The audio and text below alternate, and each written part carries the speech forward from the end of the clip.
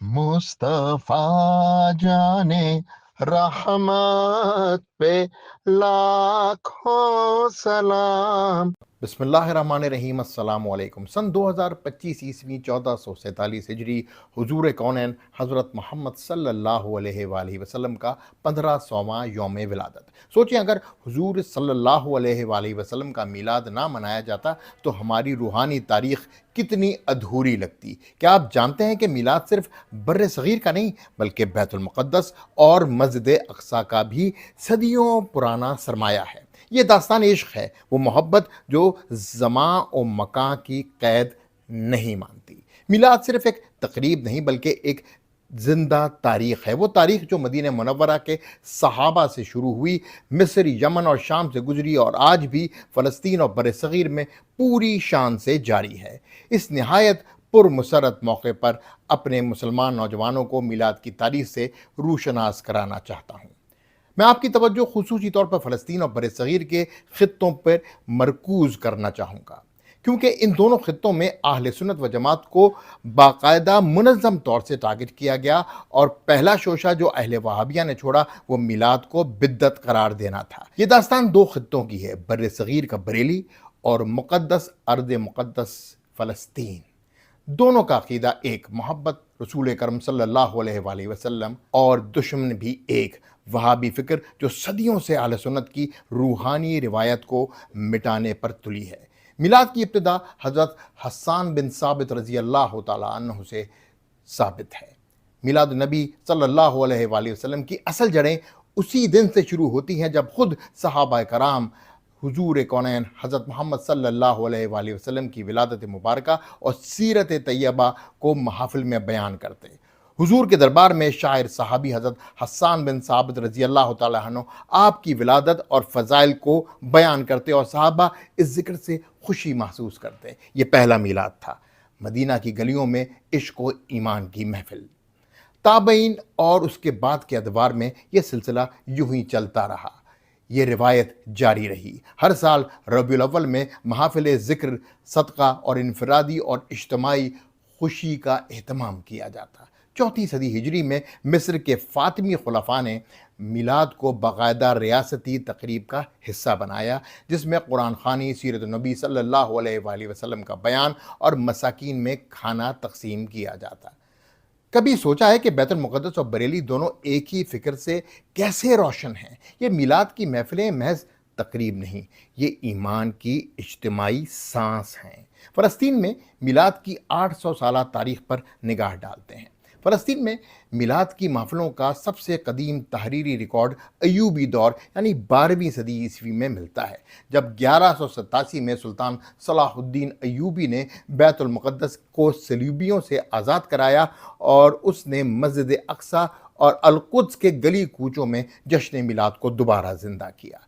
इस मौके पर काफ़िले शहर में दाखिल होते, ढोल और दफ बजाते, कसायद बुर्दा शरीफ और मीलाद की नातें पढ़ी जाती और शहर चरागां किया जाता। 7वीं सदी हिजरी में ममलूक सलातीन ने इस रिवायत को मज़ीद वुसअत दी।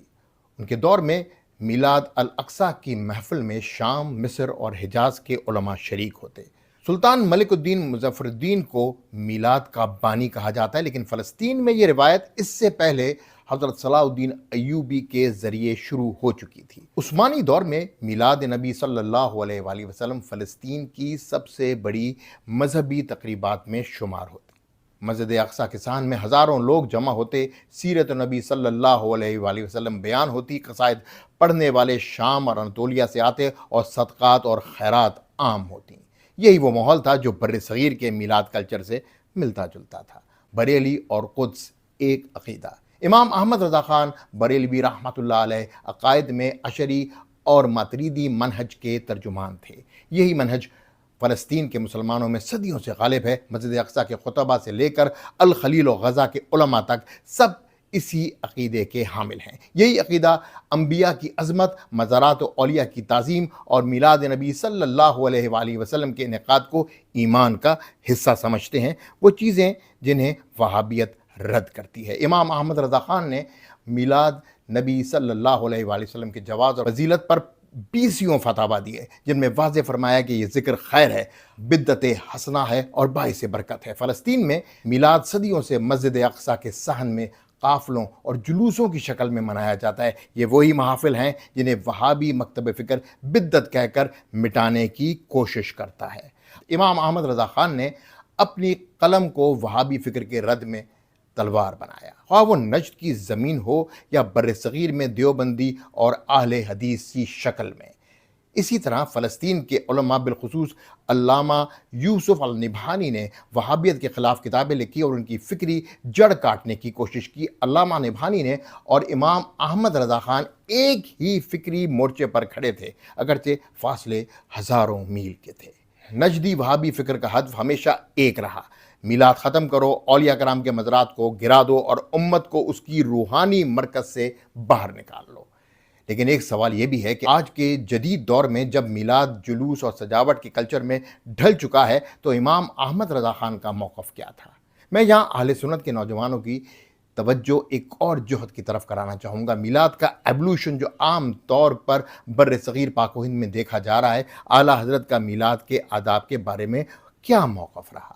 آج کے دور میں میلاد کی تقریبات ایک الگ انداز اختیار کر چکی ہیں۔ برقی قمقمے، بڑے بڑے جلوس، ایکو سسٹمز اور رنگا رنگ سجاوٹیں، یہ سب میلاد کلچر کا حصہ بن گئے ہیں۔ امام احمد رضا خان رحمۃ اللہ علیہ نے واضح کیا کہ اصل مقصد اور روح ذکر رسول صلی اللہ علیہ وآلہ وسلم، قرآن خوانی، نعت خوانی اور صدقہ اور خیرات ہے۔ اگر سجاوٹ اور خوشی کے یہ مظاہر احترام اور شریعت کی حدود کے اندر ہوں تو جائز ہیں، لیکن یہ ایمان کی تازگی اور محبت رسول صلی اللہ علیہ وسلم کے اظہار کا ذریعہ ہیں۔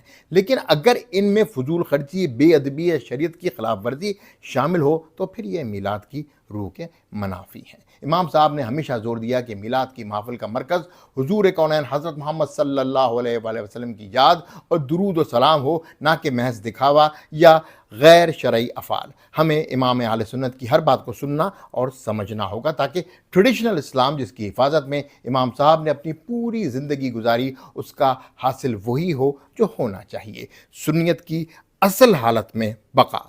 اہل سنت فلسطین نے جیسے الاقصیٰ میں میلاد کو بچایا، امام احمد رضا خان نے بر صغیر میں یہی مارکا لڑا۔